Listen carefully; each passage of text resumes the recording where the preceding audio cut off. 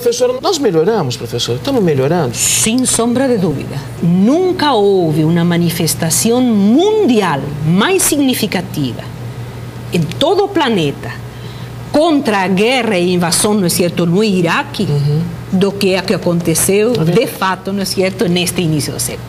Pessoas que não temos nada a ver com o Iraque. Você tinha em muitíssimas cidades brasileiras realmente manifestações significativas, passeatas significativas, muito cordatas, muito, não é certo, pautadas na indignação de ver um país invadido. Isso nunca aconteceu na história da humanidade. Ou seja, a indignação está mobilizando e provocando um segundo movimento, que é isso da reparação. Não é suficiente ficar indignado. Como eu posso participar na reparação de algo que estou percebendo como injusto, que estou percebendo como ilegítimo? E essa participação cada vez está sendo mais significativa, Jefferson. Vale, professora, para o despertar da consciência ecológica, da preservação de meio ambiente, que não deixa de ser uma violência? Sem sombra de dúvida. Né? O degradar do meio ambiente é uma violência? Sem sombra de dúvida, porque tudo isto, por exemplo, o que está demonstrando o painel intergovernamental de mudanças climáticas, que foi muito claro no 2007, quando falou que essa espécie humana a que está provocando isso, e não são, não é certo, movimentos naturais, está dando uma margem a uma revisitação de quais estão sendo nossos valores. Quais são os valores que estão postados em uma sociedade como esta? Será que a acumulação é um verdadeiro valor, é algo significante para as pessoas? Será, não é certo, que a competição agrega, aproxima as pessoas, aproxima as comunidades? Será que o individualismo nos torna mais felizes? Poder revisitar esses valores e poder, não é certo, revisitá-los de maneira, por favor, não autoflagelante. Perfeito, somos uma comunidade de aprendizagem, a espécie humana tem a competência de aprender, tem a capacidade de aprender, e nessa aprendizagem os erros sempre também acontecem. Vamos a revisitar e ver que outro universo de orientações podemos dar para nós mesmos, para nossos filhos, para gerações vindouras, simplesmente para poder viver mais amigavelmente, não só entre nós, mas também com aquilo que nos sustenta, com o substrato da natureza. Sem dúvida. Como é que a senhora avalia iniciativas como a ONG Paseando Londrina? Mas, sem sombra de dúvida, necessito que é um grande orgulho. Nesse contexto de tudo que a gente falou. Passeando, não é certo? Londrina, passeando Londrina, sem sombra de dúvida, é um orgulho para todo o movimento de cultura de paz do Brasil. Primeiro, pela capacidade de sustentabilidade e a capacidade da perseverança numa ação. Porque é muito fácil mobilizar para algo pontual, mas mobilizar para algo que é processual. Cultura é processo. Você não muda a cultura, não é certo, nem em 10 anos, nem em 20 anos, nem em 30 anos. Cultura é processo. E poder manter uma atividade permanente durante 10 anos, sendo fiel aos princípios da cultura de paz, tal qual como preconizados pela Unesco, porque não estamos inventando, não é certo, um repertório de procedimentos, mas estamos seguindo orientações que nos vêm, sem sombra de dúvida, do braço educacional das Nações Unidas, e aquele que congrega os afazeres e as aspirações dos países inteiros.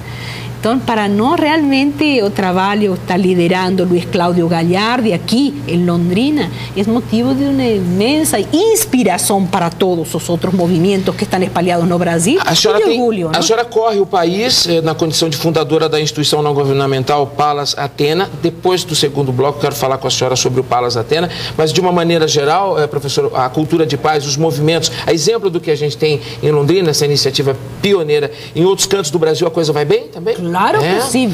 Estamos lançando sementes nesse terreno? Sem sombra de dúvida, é um espaço extremamente promissor. Entenda, não é promissor pelas propostas que a gente faz. É promissor porque as aspirações coletivas já estão de alguma maneira delineando esse caminho.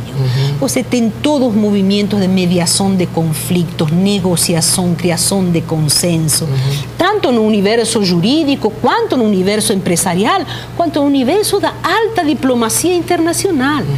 Você tem todos os movimentos de comunicação não violenta criados pelo Dr. Marshall Rosenberg, que assinala até que ponto nossa maneira de nos expressar também é ofensiva, sem ter a mínima intenção de fazê-lo. A gente termina, não é certo, ofendendo por uma reprodução de uma estrutura de comunicação.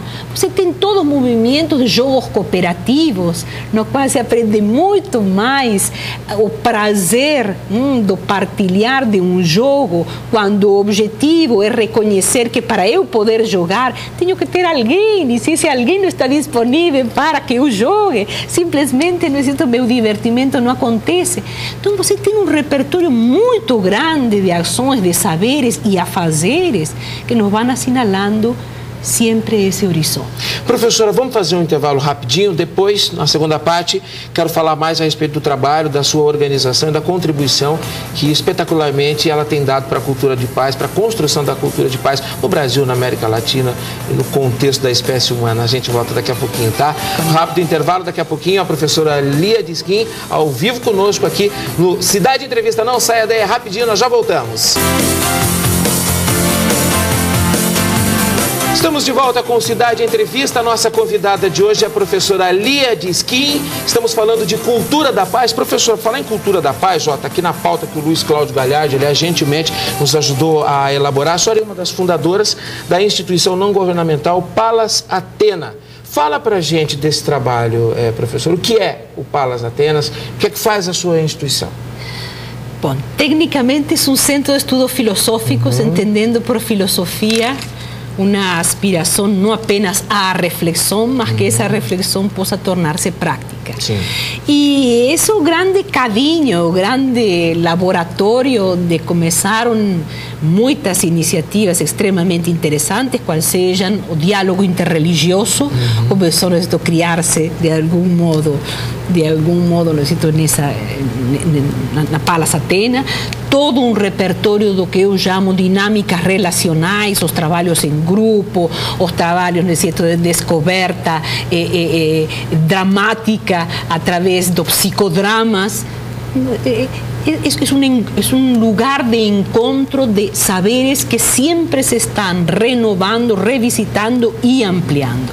Nesse aspecto, a vocação como missão, a Palas tem fazer do conhecimento espaço de confluência da diversidade cultural. Basicamente, professores da área, não é certo, acadêmica, mas também tem muitos artistas, também tem muitos jornalistas. Que bom, estamos lá representados. Tem cursos permanentes, cursos regulares.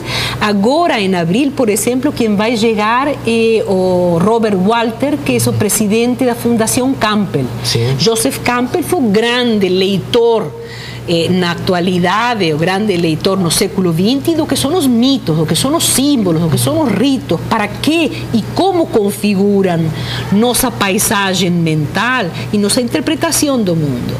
E Robert Walter, que foi um diretor da Broadway e depois se tornou o grande braço direito de Joseph Campbell, até a morte no setor de Joseph Campbell, vai estar ministrando uma série de workshops, de oficinas e de laboratórios a respeito de, a partir de que mitos cada um de nós vivimos. Qual é o mito dominante na vida da gente? Que a gente não o percebe, simplesmente porque faz parte de uma paisagem e de um padrão mental que está